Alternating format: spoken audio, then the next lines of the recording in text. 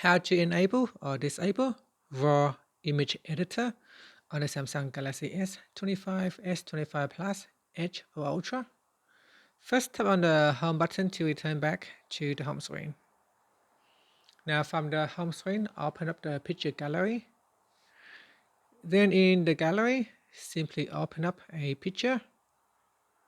Next, tap on the edit button.